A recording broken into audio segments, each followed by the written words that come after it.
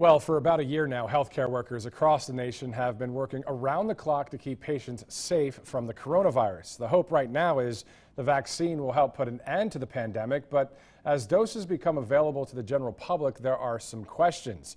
Our Maggie Smolka spoke with doctors to get some answers.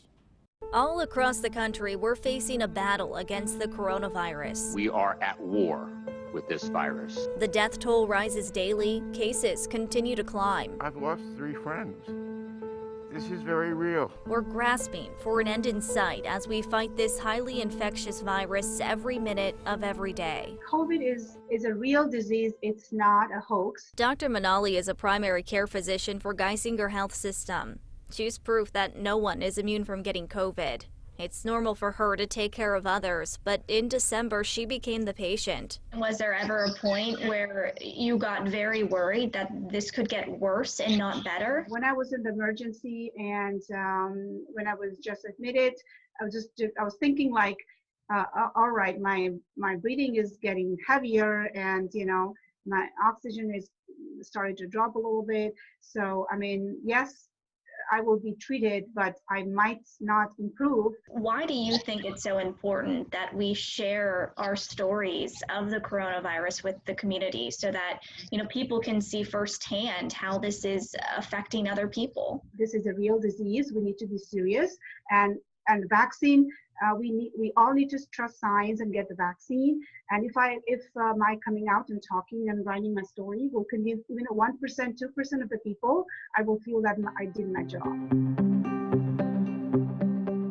Over the last few weeks, we've seen mass vaccination clinics pop up all over the country. Seniors, essential healthcare workers, appointments. Health officials are doing what they can to get the coronavirus vaccine into the arms of Americans.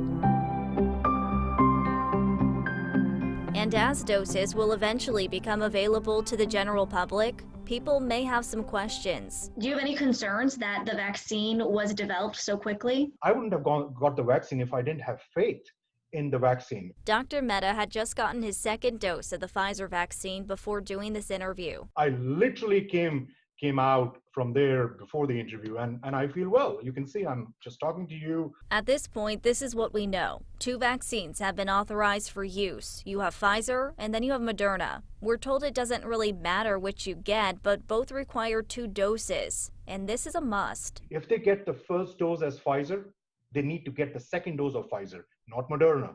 If they get the first dose of Moderna, they need to get the second dose of Moderna.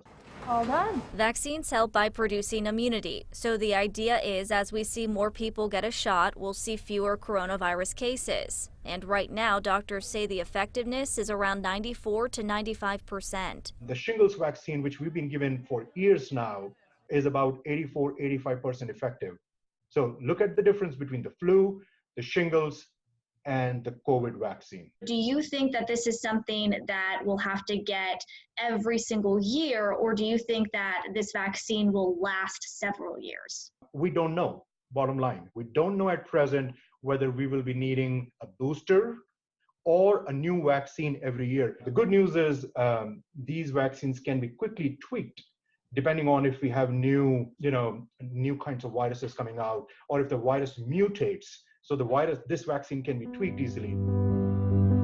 At the end of the day, everyone has to do their part to put an end to this pandemic. We still drive, although the risk of you getting into an accident is definitely higher than you having a side effect with the vaccine. It's normal to have questions, but if you're unsure about getting the vaccine, reach out to your doctor for some answers. Everybody can be a hero if they just do these things. Get the vaccine, mask up, social distance, and wash your hands. Dr. Manali says even though she and her husband have battled the coronavirus, she's still getting a vaccine. The COVID vaccine is the silver lining which can end this global pandemic. As we live through this changing world together, we cannot do it by ourselves. We have to do this together. There's hope that the coronavirus vaccine will move us one step closer to getting back to normal.